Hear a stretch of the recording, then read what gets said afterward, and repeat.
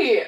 Hi, Kelly. How are you feeling today? I'm nervous, I'm not gonna lie. Yeah? How are you doing? I honestly, right when we sat down and we started, talking about this, I was like, yeah, the nerves are starting to hit, but no, it feels good. Like, I think we're doing a good thing, and even though it is nerve-wracking, like, we got this. Yeah, we and got other this. people, like, are gonna really value this information that, like, we give out. I And hope it's just so. like normal conversation, and Yeah, just us in our lives and what we've been through, what we've learned, what we've grown into, and it's unbelievable that throughout everything we've ever been through, we're in this space, starting this podcast. Like, are you kidding me right now? This just doesn't feel real. No. But I guess let's get into introducing ourselves. So, my name's Kelly. I am 26 years old. I'm from Kenosha, Wisconsin. I'm currently a student at UW Parkside. I recently graduated with my associate's degree in liberal arts sciences, and I'm now pursuing a bachelor's degree in business management. I have worked on many projects in the past to help me build skills that I believe have kind of set me up to do something like this. And I'm so grateful that me and Emily have found each other and have grown together and are willing to basically tell an unfiltered version of our lives in hopes to touch others. I am Emily. I'm 25. I recently just graduated with my bachelor's in business. I concentrated in marketing. That's not what I wanted to do forever. I really thought I was going to become a teacher, and I remember in high school I wanted to become a nurse. So I've been through like a lot of different journeys and like trying to figure out what I want to do. Still don't know what I want to do. And I think that's kind of why when you were like, you want to start a podcast and like do this, I was like, you know what? Yeah, like, because I feel like having these conversations and like it could really help me, it could help you, could help others, like kind of figure out life and like what we want to do. So yeah, I got my bachelor's. I'm currently working as a security guard, which is so odd for me. Also work at Lifetime Fitness in the Child Center, which isn't odd for me. I've worked with kids for a really long time, so I really enjoy that. Also, I love to travel. I've traveled to a lot of different countries. I was in the Army National Guard. I got out last May, so it's about to be a year at the end of this month. That's crazy. Which is crazy to think. Like, I look back and I'm like, oh my God, it's been a year already since I've been out. Like, that's insane. But have a lot of experience and stories with that, so I'm really excited to get into depth with all my experiences. And yeah, we're here.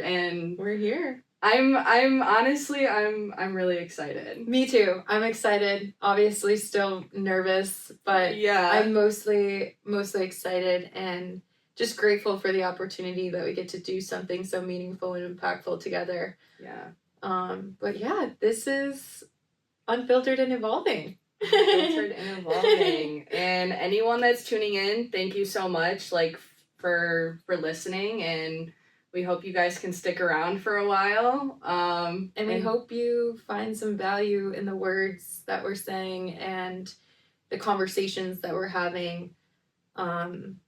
We know how online, people can seem like they have everything figured out, but behind closed doors, you never really know what someone is going through. And that's kind of the whole purpose of this podcast, is to kind of just give a little glimpse into, or like a huge glimpse actually, into the things that we've experienced and what we've learned and just grown from throughout our time living on Earth. Because I mean, at the end of the day, we're all human, right? It's everyone's first time living.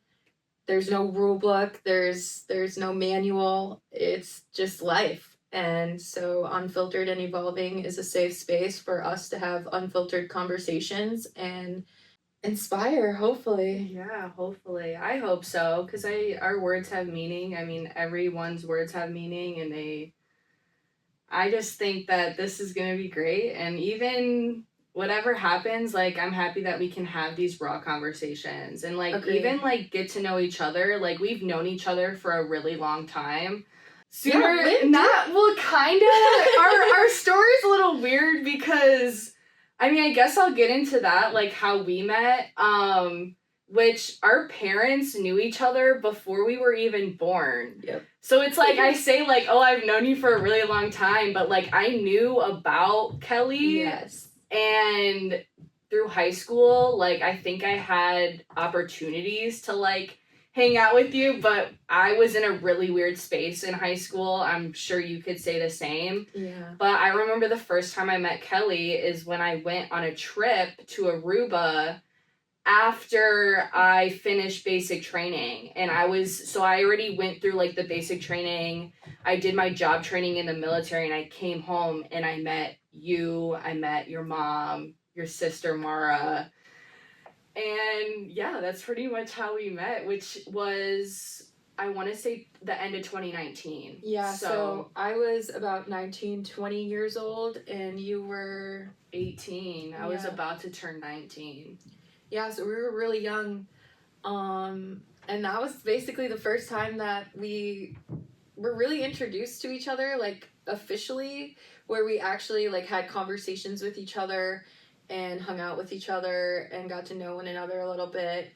Obviously, we weren't super close like right off the bat. It took time to like grow our relationship, but I don't know, like I guess our parents are the reason why we're in each other's lives. Yeah. And then eventually we kind of took control of that, and we grew our friendship, our relationship grew. Like we are family now, honestly. Yeah. Like I would consider, you like a very, very close friend of mine. We have very raw and honest, deep conversations, which I value a lot. And it's just crazy to think that, in our early 20s, that's when we met, and now we're in our mid 20s, and this is where it's brought us. Yeah. And I honestly think like our perspective of life is very different, but like it's also very similar. Like we've gone through different paths and we've kind of evolved different ways and learned different things. So I really think that's going to be cool to hear like different stories and how we kind of like grew up and Agreed, because for me personally, when I was a senior in high school, I actually enlisted in the Navy, and I was gonna, be a seaman, seawoman, for like 6 to 8 years. I thought that was gonna be my life, all because I hated school and I didn't want to, go to college. I didn't think I was capable of going to college. I wasn't really a good student growing up. I was always like a BC average student. I didn't find out I was going to graduate high school literally until the day before graduation. They post like a list of students at like rehearsal, and I remember like going up to the list and being like, please let my name be there, please let my name be there. And sure enough, it was there. Wow. And yeah, so I found out the day before graduation that I was gonna actually graduate. And then that was like, you graduate in like May, June, so then I wasn't supposed to leave for boot camp until September. And then the day that I was supposed to leave for boot camp was when I found out I was missing some signatures on my paperwork, and needed to go see a eye doctor because I have really bad eyesight. And they told me everything looked fine, but I would need a waiver, and my waiver was denied. And I just remember my entire world turning upside down and just having no clue what I wanted to do, where I wanted to go. I quit my job at the time. I didn't apply to college. And I just was receiving so much outside pressure to like get it all figured out that I just fell into a depression. And then not too long, after that, my grandpa, who lived with us for about 5 years, passed away, and I was actually home when he passed away, so I witnessed all of it. I was the first one to tell my mom that, you know, she had lost her dad, and it was really, really hard, and that was like that just spiraled into a deep depression. I ended my relationship, my first ever relationship that I had of like 2.5 years, and it just kept feeling like shit was just piling on and piling on and piling on, and it got to the point where I didn't even want to be here anymore. And you know, I don't know, like I guess I just got up, dusted myself off. I found the strength to apply to Gateway Technical College, to start my associate's degree. I decided I was going to go to school for nursing. I always knew I wanted to help people, I just didn't know to what extent. So nursing school to me felt like the right path. Then I got a job at a local hospital in the emergency department. I worked as a secretary for 4.5 years. I worked before COVID, during COVID, after COVID, and that really allowed me to see what it would be like to work in the medical field long term. And throughout that journey, you know, working and going to school was really, really hard for me. And I ended up failing out of the nursing program, lost all of my financial aid, and then, you know, just continued to work because, you know, money was always there. We, you know, paid the bills. It got me to be able to travel, to do what I wanted to do. And so I really started to lose sight in the power of knowledge and education. And it wasn't until I was about 24 that I finally decided I'm ready to go back to school full time, take it seriously, do the best, you know, that I know I can do. And it worked in my favor. I've made the dean's list every semester. I've received scholarships. I've, you know, been offered jobs. I've been offered internship. I really turned my entire life around. But there's a lot that happened between, you know, working at the hospital and then, which was, I think I left there when I was 21, 22, and then, you know, until I was 24. But the bulk of it was that I really never understood who I was, what I wanted to do, where I wanted to go. And through trial and error and a bunch of people telling me no and doing a bunch of interviews and then, you know, denying me, it brought me a lot closer to what I believe is my like purpose and figuring out my passions. And I'm grateful. I don't regret any decision I've ever made, but that's just a little bit about, you know, me and what I've been through and how I've gotten just a little bit here today. What about you, Em? Like, what's your story going back? Man, I mean, I think about, since I'm 25, I think about, like, my life in the past 10 years, and I'm like, I remember being this 15-year-old girl, and I just remember thinking, like, oh, I have everything figured out. Yeah. Like, I was playing softball. I don't know at 15 if I was playing volleyball still, because that was kind of the age where I had to choose between either playing softball or volleyball. Mm-hmm. So I ended up choosing softball. I was doing great. Like, I was getting offers at schools. Like, I thought I was going to go, like, get a full ride, play D2, NAIA. Like, I knew I wasn't going to go D1. That's crazy. I didn't know that. Yeah, I was getting offers. I remember my sophomore year of high school, I got moved up to varsity because I was doing so well. I was, like, hitting home runs, like, every game. Like, wow. I ended up setting, like, a record of, like, over 30 home runs. And I was like... what the heck? How did I not know this? I was, like, super good. I was really good at volleyball, too. And I remember, like, choosing softball. And my mom was, like, devastated because she loved volleyball. And she loved watching me play because I was really good.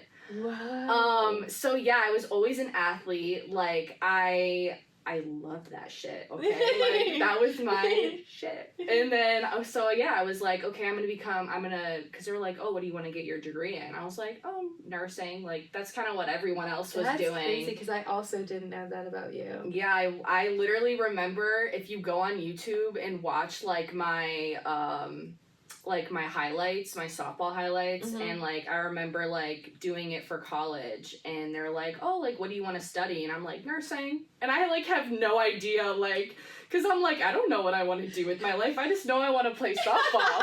Give me the full ride.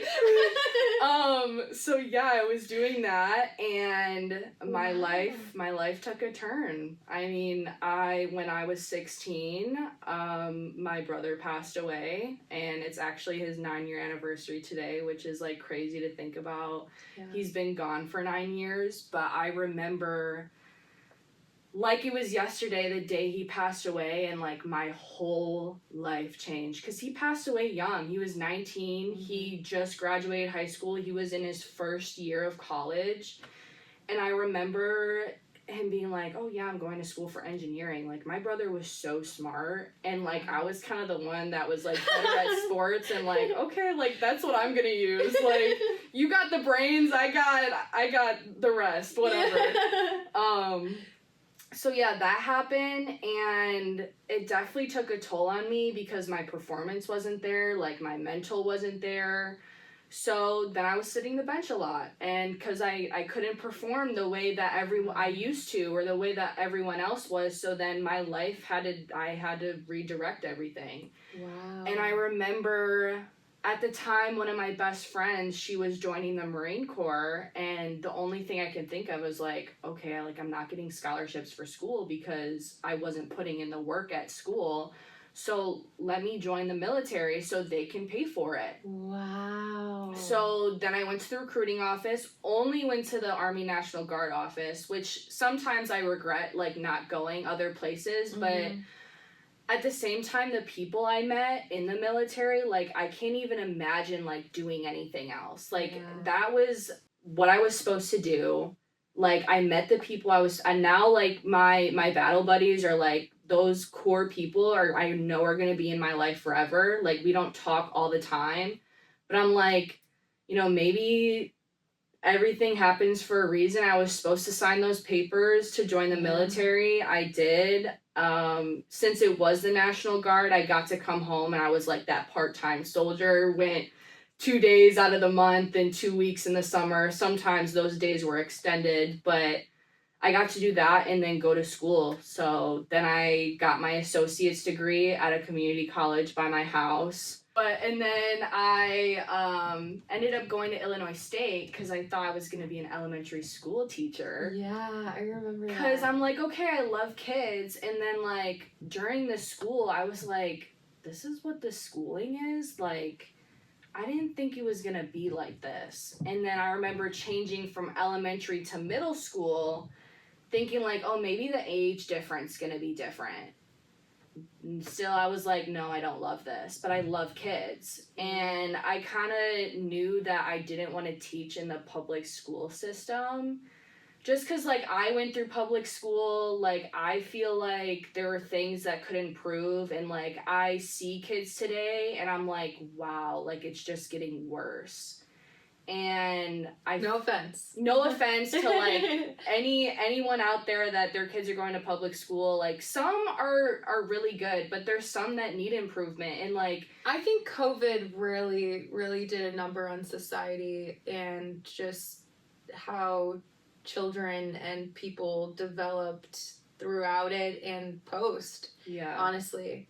But yeah, keep going, sorry. No, yeah, but so I kind of, and then during that time, I went through a really bad breakup, and I was like, what the fuck am I doing? Like, I need to figure this out. Like, and then I remember my unit in the military was like, oh, we're deploying.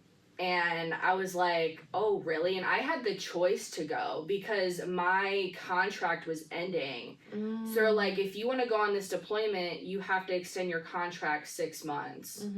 So I thought about it, and I was like, you know what? Like, school is really not, like, I don't know what I'm doing. I don't think this is for me. I think it would be a really good idea to go. So I extended my contract. I ended up leaving for Poland in the beginning of 2024, and it was probably one of the best experiences I've ever had in my life. I got to travel a lot. I just got really lucky on my deployment, because usually deployments aren't like that. But I was lucky enough that I had the best experiences. I got to see part of the world that I never gotten the chance to see, and see a bunch of different people and cultures and how their everyday life is. And I was like, wow, like I could see myself doing this. So I always had that love for passion and that like, okay, like what is the easiest way like I can travel, or what's like a good job that like lets me have the access to do this. And that's kind of where I'm at now, where I'm like, okay, I'm trying to figure that out. Interesting. And see what the best options are for me. Emily, I had no idea. Seriously, I had no idea a lot of those things about your journey. Yeah. Wow. That's absolutely insane. And you're such a warrior. Like, are you kidding me? And the fact that, like, it's crazy because how everything happens literally for a reason. Even like when you don't, obviously the worst of worst happens to you, Yes. and you're like, why the fuck did this happen to me? Like, whatever you believe in, I just know I always say, God, why are you doing this to me? Like, what is the reason? Like, there has to be a reason behind this. And for a while, I questioned my faith. I still question my faith sometimes because I'm like, if God's real, why would he do this to me? And for a while, that was my battle. But once I've healed and grew, I was like, okay, like, It kind of makes sense a little bit. yeah. Because without anything that we've ever been through, we would not be who we are today or where we are today or doing what we're doing. Literally, we wouldn't be sitting here Literally. today. No, not at all. Wow. So, how did you make the shift from education to business? Like, what prompted that interest? You know, that's a really good question, because sometimes I'm like, why did I do that? No, I'm gonna be so honest. It was really like my dad being like, just get your degree in something. Like, you just need a degree. And I'm like, what do you mean? Like, I don't even know, like, anything. I feel like... also to just say, your parents don't have degrees, right? My dad has an associate's degree. My older half-sister has an associate's degree, but no one else has a bachelor's degree in my family, in my immediate family.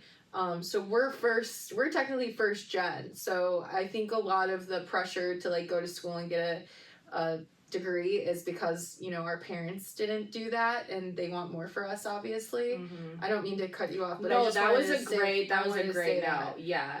And it was also the pressure of like, and for me, my whole life, I looked up to my older brother. So it was like, for that to like, obviously like, that big thing happened, and I was like, okay, who the fuck do I look up to anymore? Yeah. And it was like so confused. Like, it's still confusing to me because he would have been 28 right now, and it's like, I've kind of like based my whole life. Like, the reason why I started playing softball was because my brother was playing baseball. So that's why his death took like a huge toll. Yeah. But yeah, I kind of redirected it. But like, basically the whole business thing was just because like, to make it look good, I have this piece of paper. Okay, I have a degree in business, guys. Yes. I did it.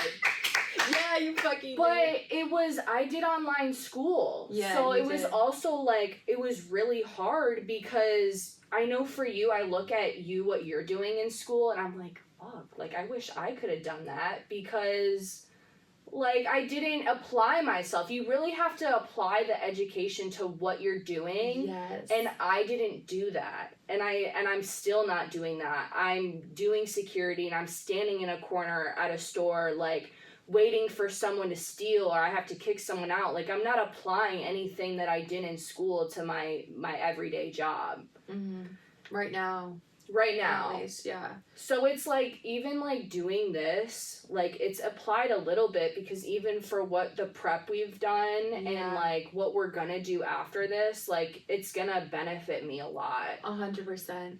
Yeah, for me personally, like, because, you know, I did nursing, and like, yes, I've always wanted to help people at the core. Like, I always knew that's something I wanted to do, and nursing was one thing. But also, my dad worked in the medical field. He was an anesthesia tech. He now, works in a simulation lab at the VA. He's always worked, as far as I know, after he got his associate's degree in the medical field, and I always admired that. And I thought I wanted to be, when I was younger, a doctor or an anesthesiologist or, something along the lines. And then when I got the job at the hospital, and I started, working alongside nurses, techs, nurses, doctors, I really started to feel like, okay, well, the next step from being a secretary, I don't really know what that is, but I know I could go to school to be a nurse, so might as well try that. And nursing school was really hard for me. It was very science heavy classes. I failed human anatomy 3 times. And then I had to take microbiology twice. I had to take advanced anatomy 3 times. I was not doing well in school, and I thought that was just because I just sucked at school. But now looking back, I'm realizing it's because I wasn't truly passionate about what I was learning about. I really didn't. I thought that's what I wanted to do, but it really honestly wasn't what I wanted to do. I just thought it was the right thing. And then after I left the hospital, I got into life insurance sales, and I sold life insurance for 6 months. Actually, my cousin worked and was a life insurance agent for this company, and it was a pyramid scheme. And I didn't know. I mean, at that point, I was 21, 22. I had no idea what a pyramid scheme was. I just saw someone close to me, a family member, making a buck ton of money, looking like he was living his best life, and I wanted to do that. And I remember reaching out to him and being like, hey, are you hiring? And he was like, yeah, let's do a meeting. And we sit down at a meeting, and the first question he asked me is, how much money do you want to make by the end of this year? And I was like, what? He's like, how much money do you want to make by the end of this year? And here I am, 21, 22, have no idea, just enough to pay my bills and, do whatever the fuck I want. Mm-hmm. I don't know, maybe 40, 50 grand, that's okay. I don't have a degree, whatever. Okay, that's possible. You're hired. And then he gave me the scripts. I got, cold leads to call, and I was making anywhere from 80 to 120 calls a day, cold calling people, mostly union workers, and trying to get them to buy life insurance. And I hated it. Every single day I hated my job. I woke up, I didn't want to do the work. I did it anyways. My boss, my cousin, told me I was lazy. He talked behind my back with other family members, said, I wasn't going to be successful. And when those words got back to me, it hurt me even more, because even though I didn't want to do the job, I was giving it 110%. I was making the calls. I was getting 99% no's. I was making appointments, but I couldn't get them to show up. And then I'm trying to sell a product that some of my clientele couldn't even afford. They can't even afford to put food on the table, and I'm trying to beg them to pay for something that, what right do I have to do something like that? It tore me apart. It was really hard morally, and it really took a toll on me. And for 6 months, it was a commission-based job. I made no money. And I went in debt because I needed to pay my bills. And I didn't want to, tell my parents that I was struggling. And it got to the point, obviously, where I ended up quitting. And then, and I knew probably those conversations behind my back were still negative. But I knew for my own sanity I needed to get out of that and leave that, and I was meant for something more. The one good thing that came out of that experience was I found my interest in business, because I felt deep down inside that I would be good at business if I had a solid foundation in business. But at that point, I was 22, 23.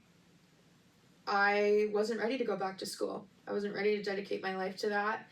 And so then I got a job as a waitress. And I waitressed at Harley Davidson in Milwaukee. They have a restaurant there. and I met some really incredible people, and I loved my job. I loved what I did. I got to meet people from all around the world. It was eye-opening and incredible, and I was not just a waitress, I was part of an experience for a lot of people. And I loved it, but the commute was hard for me, and at that point in my life I wasn't really good at follow-through. And so I would call in a lot, and then I eventually got fired, to be honest. And then I was like, you know what? I remember one day, like leading up before I had gotten fired, I just remember bringing out a tray of food and thinking, just having this thought in my head. And now that I think about it, it might have been my inner child speaking to me. But I just remember having this thought of like, what are you doing right now? Your potential is so much higher than what you're doing.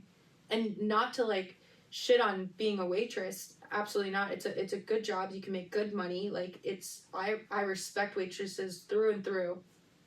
However, for me personally, it was like, what's the next step? And then that led me to kind of take a step back and look at like, okay, where am I? And I love my parents, but like, where are my parents at in life? Do I want to be doing the same things that they're doing? Do I want to have this similar struggles that they are? And that's kind of like what led me to try different things. And then, I applied to be a 911 operator. I applied to be a flight attendant. I applied to work on cruise ships. Like, I applied to do so many different jobs just to avoid still going back to school. And then it wasn't until I was 24 where I was just like, you know what?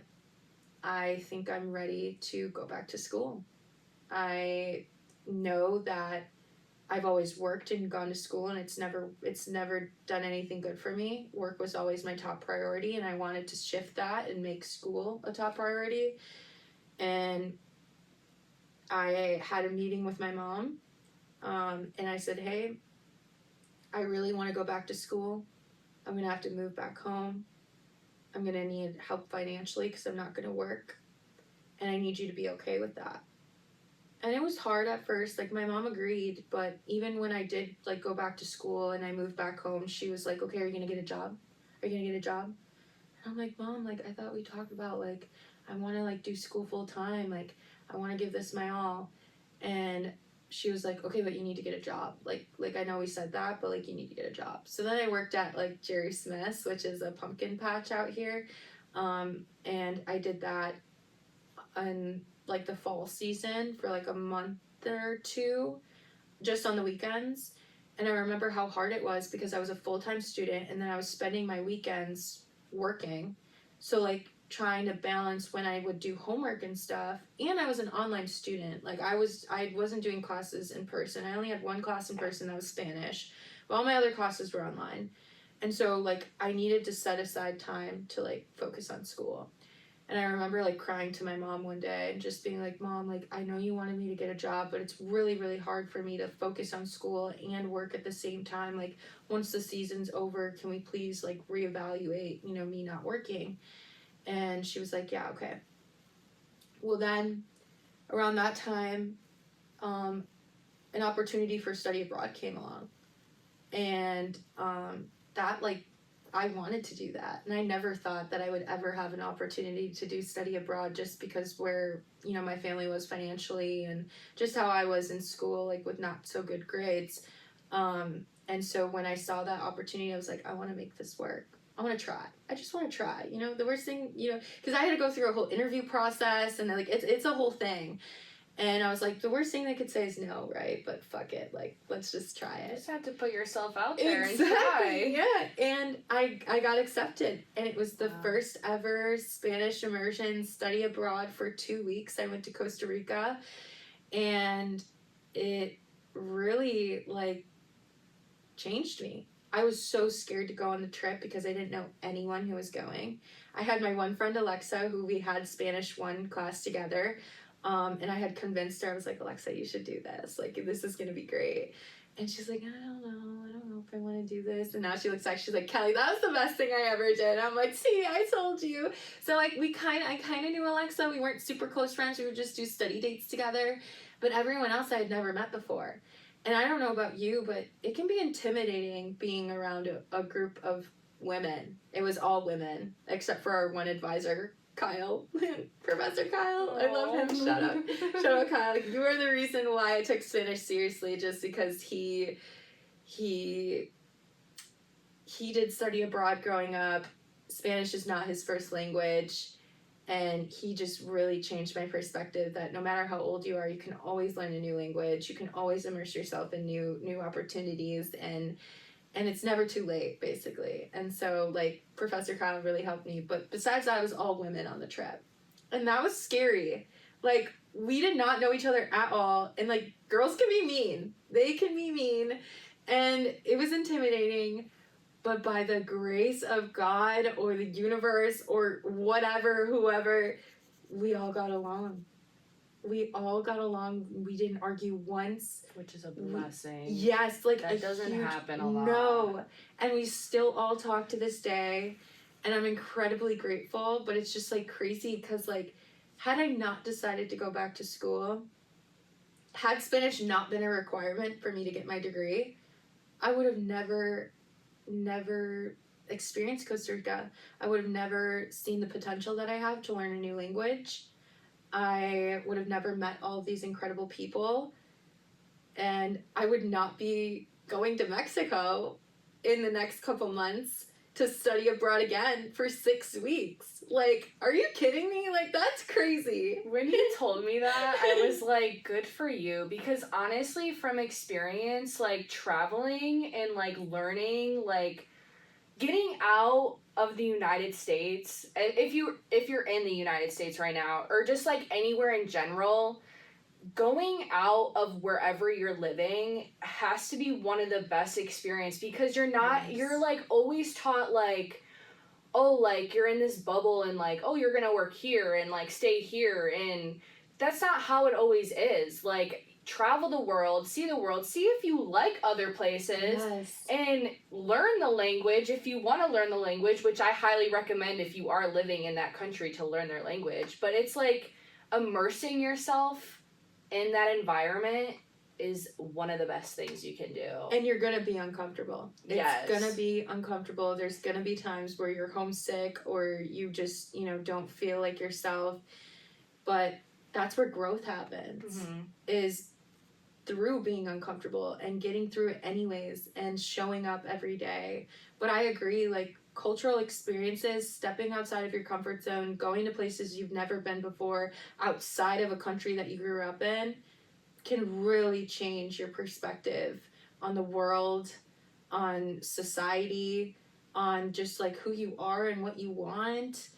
I mean, I had an opportunity to go with some very open-minded individuals through study abroad, but I've had some personal experiences where I've traveled with individuals who, weren't so open-minded. Yeah, so 10 out of 10 recommend, like, studying abroad, getting out of the country, appreciating other people's cultures, be open-minded, be respectful, and do what you can to take advantage of learning the language, because it's a beautiful thing. And if I could go back, the one thing I would change is studying other languages seriously. I think that's something we take for granted living in America. Yes. And it's something that I definitely took for granted, and I never took learning Spanish seriously growing up. And now I'm 26 and I'm just now starting to take it seriously, and I can't wait. And I really hope that I gain fluency, because I want to be able to continue to connect with my family and friends and opportunities. And if I can learn one language, I can learn another one. I would love to learn as many languages as I can in my lifetime, because I really feel like it helps you, like, meet new people, learn new ways of life, appreciate what you have. It's beautiful. And yeah, I love to travel. I love to be new places. I love to meet new people. I'm grateful for that. And I think we have our parents to really thank for that as well, because they do work for an airline, and we do fly cheaper than most. And Yeah. so flights are always out of the question. It's more just like, okay, where are we staying? What are we doing? And what are we just have to eating? get on the flight since we're Exactly, standby. yeah. But I think that's a big thing, like our parents working for the airlines, and like that's also how we connected because we do love to travel together. So it's like I think that played a huge role in like how close we got because I Yeah. know whenever I travel places, it's pretty much I'm hitting up you or your sister. Yeah. Like I'm like, so are y'all free? Like within the next 2 months to go to Aruba? Like, let's go. Yeah.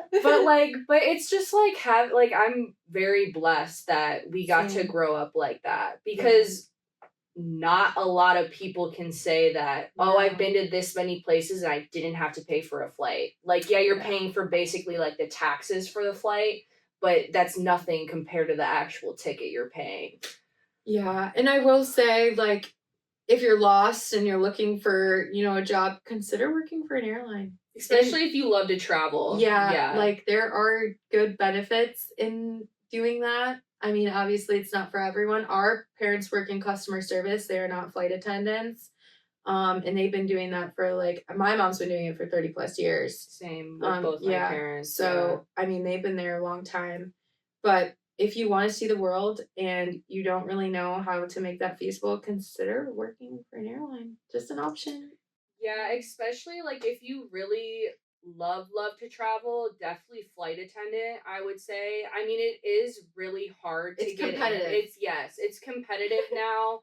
I've thought about it. It's kind of on the back burner for me to always like think about applying.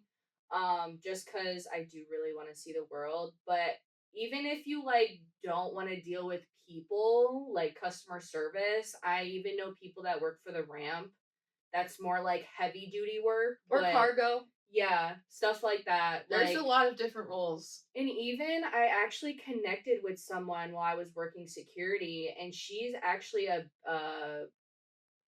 analyst for Delta, and she gets the same benefits as our parents do. So it's like even like working for like any type of airline company, like whatever you want to do, if they have that job, like apply because you'll get the travel benefits. Yeah, I recommend it. 10 out of 10.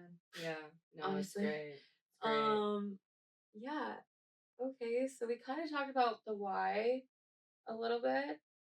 I guess I mean, like what made you actually want to start the podcast? Besides me approaching you and saying let's start a podcast, but like what made you say yes?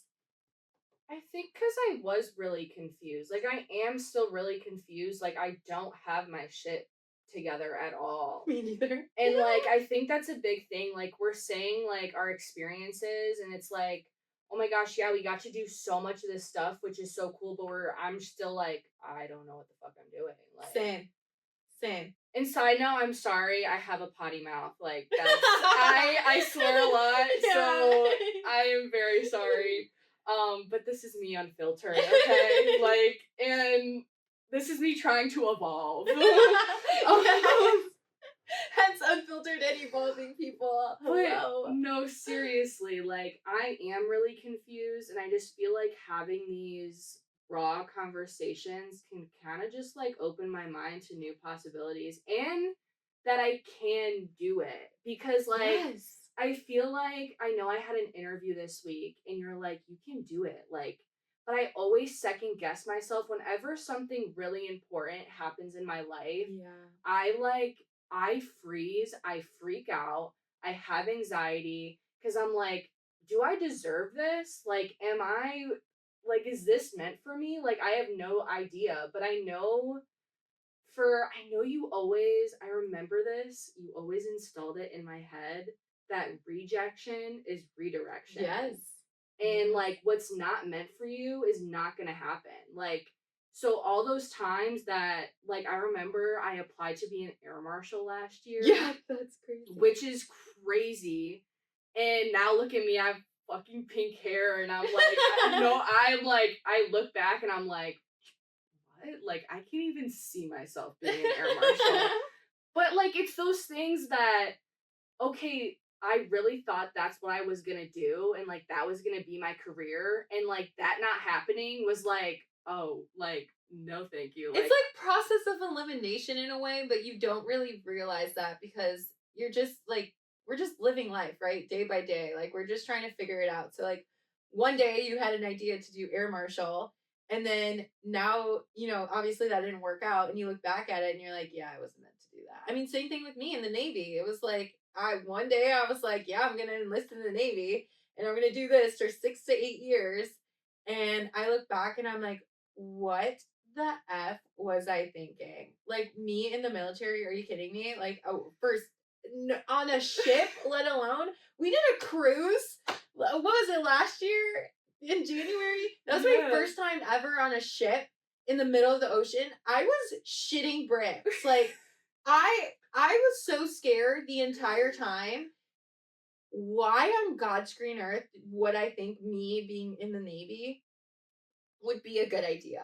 Like what? See, it wasn't meant to be. Like, it really wasn't. And No. but in the moment when those things happen, you're like, I'm a piece of shit. Like, I didn't No, do yeah, this. Like, 100%. like Yeah. I couldn't just like do it. Like, I Well, couldn't like follow through with and it. what really sucks is it was something out of my control that really Yes. hindered me being able to go. Like it wasn't like I mean, I had a nose piercing. They don't want piercings, right? So I could take my nose piercing out. But my eyes, I can't take my eyes out and replace them. And I remember asking my recruiter, like, hella, I have astigmatism. My eyesight is really bad. Like I wear glasses, I wear contacts. Is this going to be a problem? And he kept telling me no. He kept telling me no. And obviously they're going to tell you, whatever they can to get you to continue to enlist because they get paid for whatever. But as an 18-year-old with no sense of direction, it felt like my entire world had fallen apart and I was nothing. I felt like nothing. And that's crazy because now I look back and I'm like, girl, thank God you did not go in the Navy because you are not cut out for that shit at all. And I also don't think I would have evolved as much as I have to this, like where I am today. Like I needed to go through all of those other things. I needed to fail out of nursing school. I needed to have, a bad boss and like be talked down on. I needed to go through an identity crisis and experiment with drugs and alcohol. I needed to make bad decisions and like disrespect authority, like get like tickets and do community service, and I needed to barely pass high school, and I needed to get rejected from every single job and every single internship that I ever applied to because it got me here. It got me here sitting in the seat having a conversation with you. It got me in a place where I have an associate's degree. It got me in a place where I'm now earning my bachelor's degree. It got me to a place where I am proud of who I am and the things that I've accomplished. And recently, people have been asking me when I've been having conversations is like, what motivates you? What motivates you? How do you have so much confidence? Rejection, consistent rejection. That's how I am what I am. Like my inner child, my younger self is the reason why I'm so motivated because I want to make sure that she has everything that she thought she wasn't capable of having. I know that I'm what my inner child needed, what I needed when I was a kid. I am that person. I know it. And I know it because I see it in the way I interact with my niece and my nephews. I see it in the way that I move with relationships with my friends. And I am just proud of who I am. And I wouldn't change me at all. But I needed to go through all of that negativity and all of those rejections and all of the redirection because it brought me here. And the confidence thing, like we're not born with confidence. No one's born with confidence. It's not yeah, no one's born with it. It's something that is built over time. It's through practice. It's through like what's the word I'm looking for? Resilience. It's through courage and bravery, through getting up even when you don't want to. That's confidence. People have told me no. People have told me I'm lazy. I wouldn't be successful. I'm dumb. I'm stupid. I'm ugly. I've been attacked in many, many ways, not just for how I look, but how I act. Was some of it deserved? Sure. I was a mean person growing up. But through all of that, it has gotten me here today. I used to do pageants. I don't know, like, I mean, you know this. I did pageants. I did my first pageant when I was 18. I remember my dance teacher asking me, like, Kelly, you should do this. And I'm like, in pageants, absolutely not. I'm grateful I did pageants. You know why? Because I'm a bomb ass interviewer. I learned how to manipulate an interview in any way because I learned that an interview is not an interrogation, it's a conversation. And I learned that through your answers, you can manipulate the conversation to go in a direction that you want to. Obviously, in pageants, they're interviewing you for a specific role and like they want these perfect answers. But that helped me in the real world tremendously. It gave me the confidence to be able to go in a room.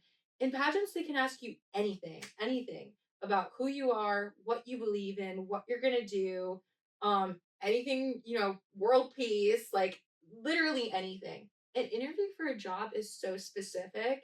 It's literally like, why do you want this role? What are your strengths? What are your weaknesses? Who are you? And that's pretty much it. Would you fit in this work culture? Those things, like, no one knows you better than yourself.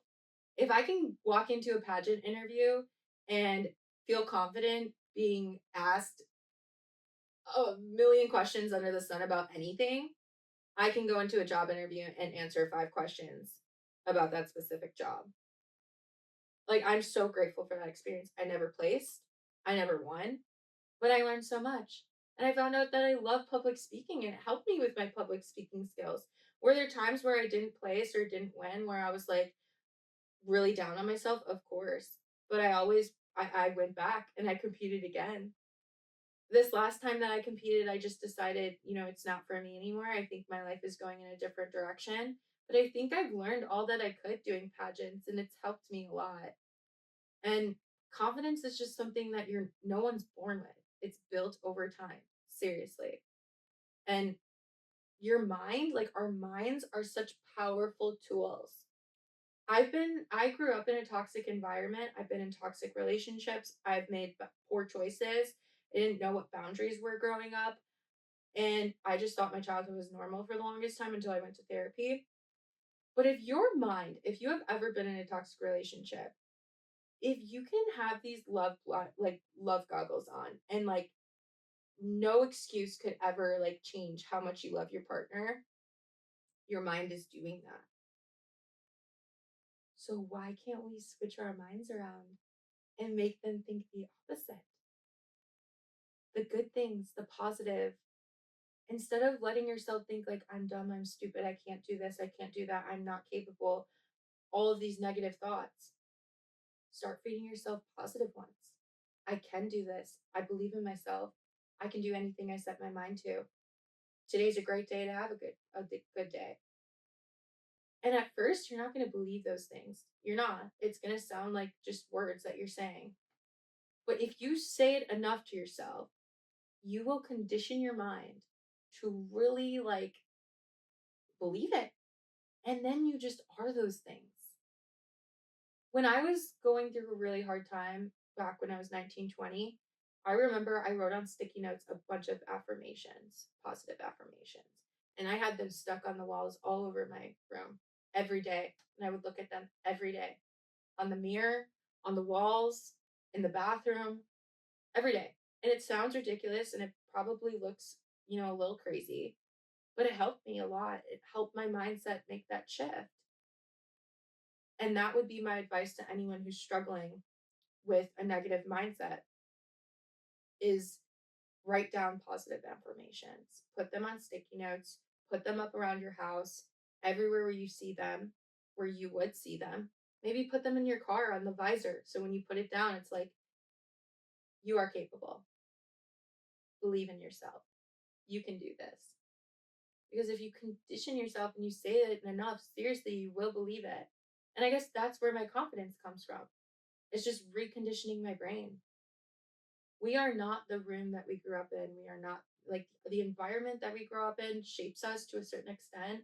But who we are at the end of the day, we get to make choices and we get to decide who we want to be, what we want to do, and where we want to go.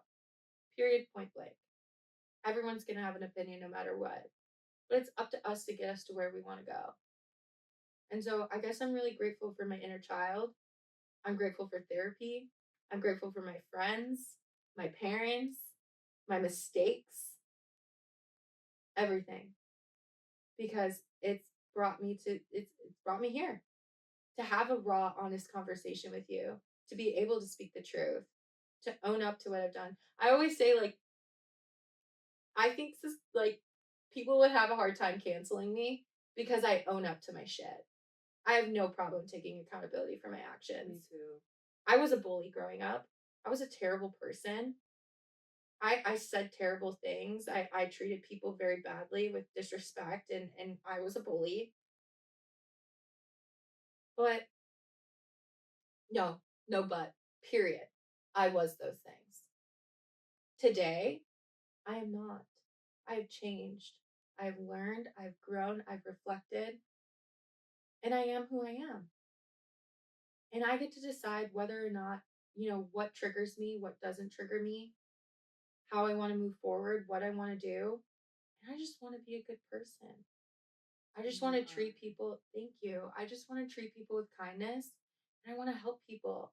Really, like, if I can be the person that I was and then become the person who I am today, and I don't even think I'm even close to like being who I'm meant to be.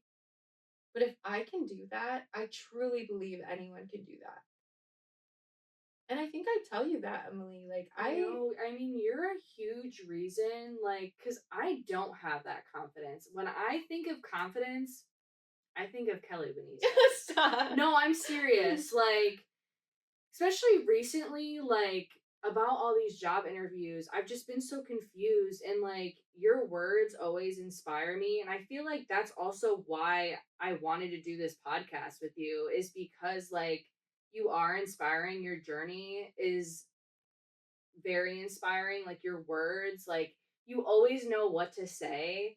And even though you probably are like, I just say things and like I don't know what I'm doing just like you, but like you inspire me and like the words you're just saying, like I'm just like, wow, I can really take that with me and like I'll leave this room today and be like, I'm a better person just because of this conversation that we're having.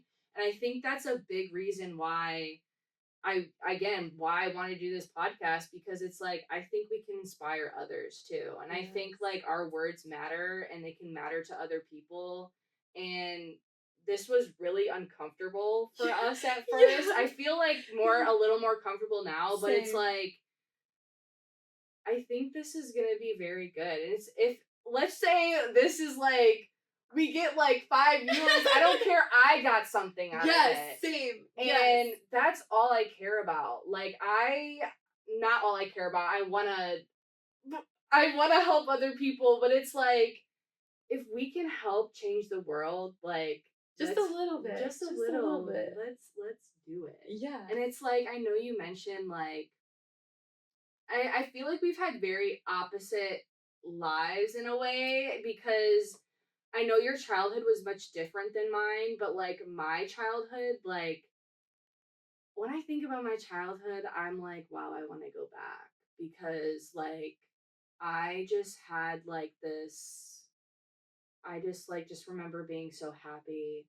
and like my parents were just like always there for me, and like we always had fun. Like I was playing sports, like I was with my brother, like those like like I like tear up because I'm like, wow, like that was a time where I was like I got to be with my brother and like make so many memories, and like and I'm going to cherish those memories forever. But and like ever since his death, it's been like I changed, and like I changed in good ways and I changed in bad ways, but I just feel like my confidence just like sank. I just got so confused. A Like, piece of you is missing. yeah. Ultimately. I mean, I think that's the hardest part is like a piece of my heart's always gonna be missing. But it's like trying to heal and like heal those missing parts and try to put them back together. And like I'm putting them back together piece by piece. It's not fully there, but I don't know. I just think that you inspire me, and I'm just really happy I get to sit here Thank with you. you and like, That means a lot. And I want to say that everything happens for a reason, really. I mean, like when we were coming up with the podcast and trying to figure out when we were going to record all of this and everything, I remember you saying, like, this is the day that I know is going to be really hard for me. And we really tried to like make it so we wouldn't be doing our recording today. And yet somehow, some way, we're sitting here recording. And maybe that was Peyton's way of saying, like, Emily, it's gonna be okay. And through this, through talking about your experiences, through honoring Peyton, through conversations and talking about your grief is maybe the way to like have meaning in all of this. You know what I mean? Because we tried to make it so we would not be doing this today. And then things just kept happening yeah, and it's also somehow like my work schedule, like crazy, and it's like coming up here, like, but it's like, even though today's really hard, like, I feel like today means like it's a next step for me. Like, I can do hard things. yes, you can. And I'm pushing through. I am heartbroken right now. I feel like I could like bawl my eyes out right now. I'm like getting there, but I'm like, this is what was supposed to happen, and I know he would be so proud of me. Yes, he is. He is proud of you. He is. And you should be proud of yourself because you got yourself here. You did this. Yeah. And growth is uncomfortable. It really is. Like, I remember when Peyton passed away, my parents put me in therapy, and I remember the therapist I went to, like, we just didn't connect. We it wasn't, but I didn't know, like, that's just how I was brought into therapy, and I was like, this is how therapy is. This. Yeah. I F had an experience this. similar to that too when I was 15.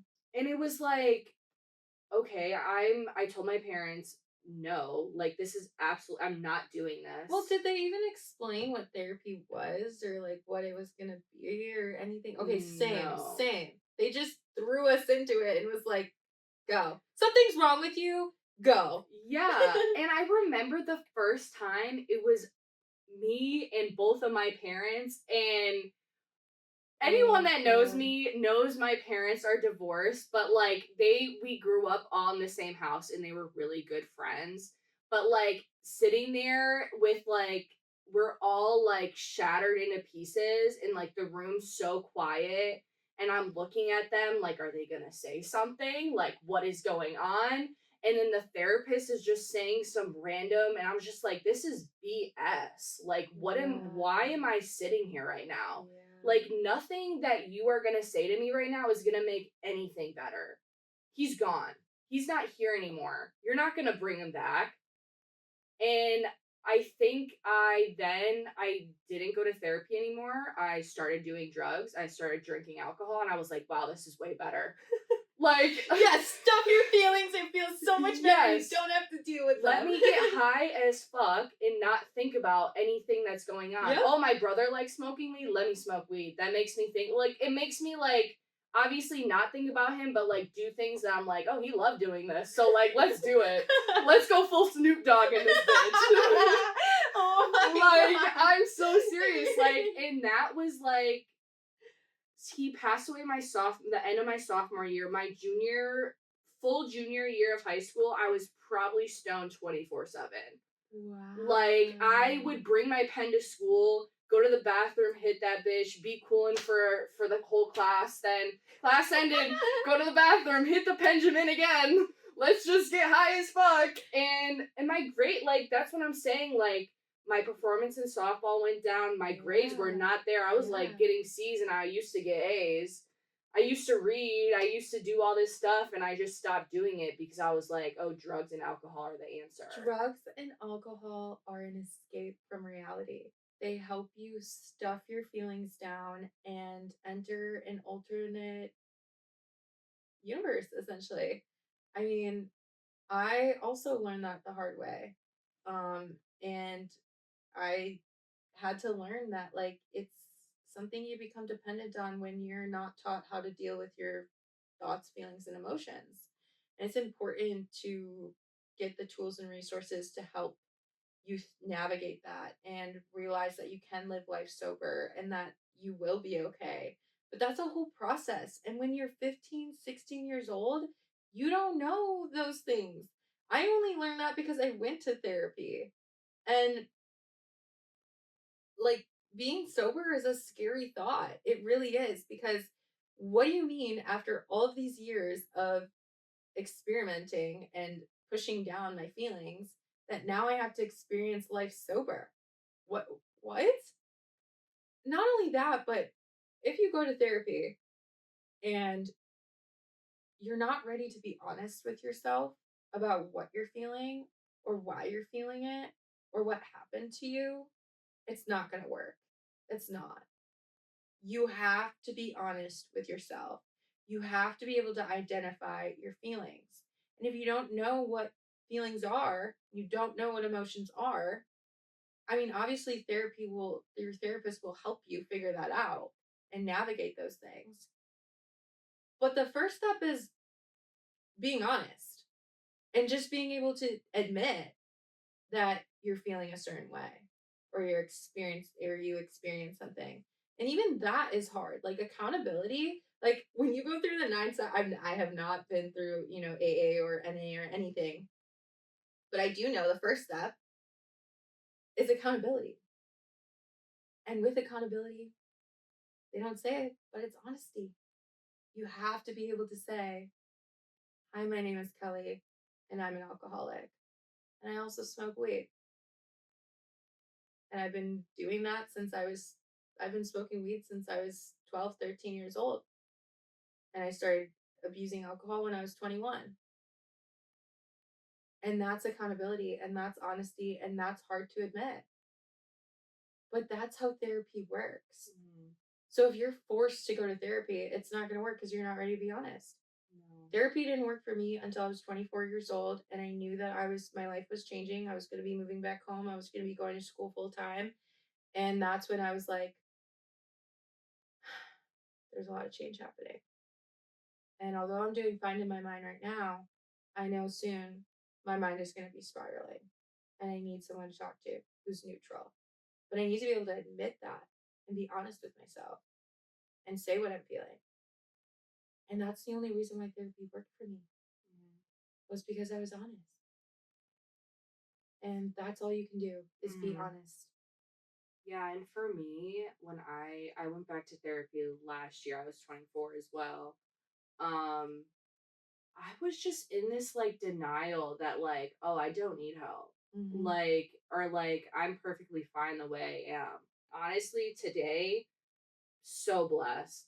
It put me in a much better mindset. I'm still going. I'm Same. still figuring out myself, and I think that's the biggest thing is like figuring out who I am and who I want to be, and it's not that person that did all those horrible things.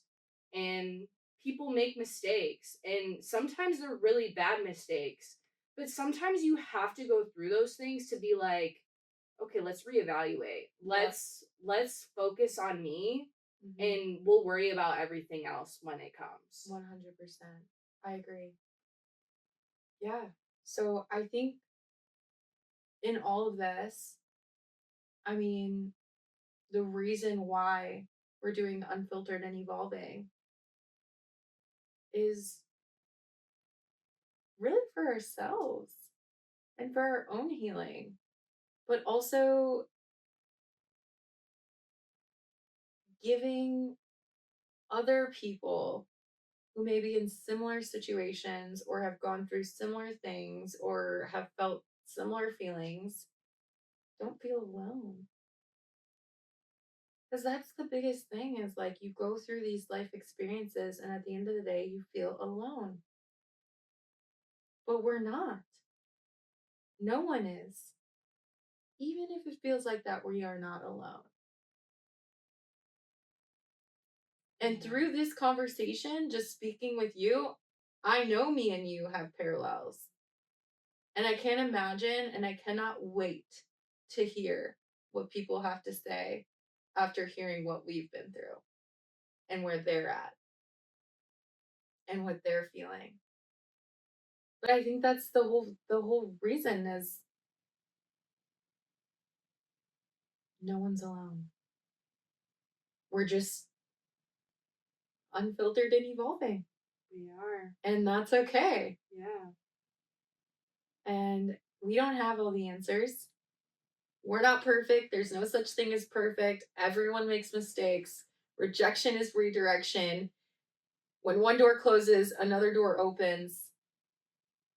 But unfiltered and evolving, we'll be right here. Hell yeah. We'll be right here having these unfiltered conversations, deep, meaningful conversations filled with reflection, filled with growth, filled with knowledge, wisdom, truth, honesty, accountability, curiosity. That's what Unfiltered and Evolving is about. And it will evolve as we evolve. Yep. But at the end of the day, we don't have all the answers. So please don't expect us to like tell you what to do or like, you know, we're figuring it out in real time, just like you. Yeah. Honestly. We are. And I read this thing and it was just like, life's been fucking you up, like fuck it back. Yeah. Fuck it back. You know, Uno reverse that bitch. Yes. Like that's my advice. Like when I read that, I was like, yeah, I really want to say that. Like one day at a time. One day at a time. Take one day at a time. If you can wake up and put your feet on the ground, do it. Period. That's all you need to do. That's all you need to do. That is a big step. Because I think that was the biggest thing when I was going through grief. Like, if you can put your 2 feet on the ground and, like, you can put clothes on, you can conquer anything. That's beautiful. Yeah. And that's a really good way to look at it. Yeah. Period. Welcome to Unfiltered and Evolving. I can't wait to discuss more and, like, just see where this goes. And yeah, thank you guys for listening. Thank you for listening. Please make sure you subscribe, like, follow, all of it. Please, please, please. Because we want to share more conversations with you all. And we want to connect with you all and show you that you're not alone. And life is beautiful.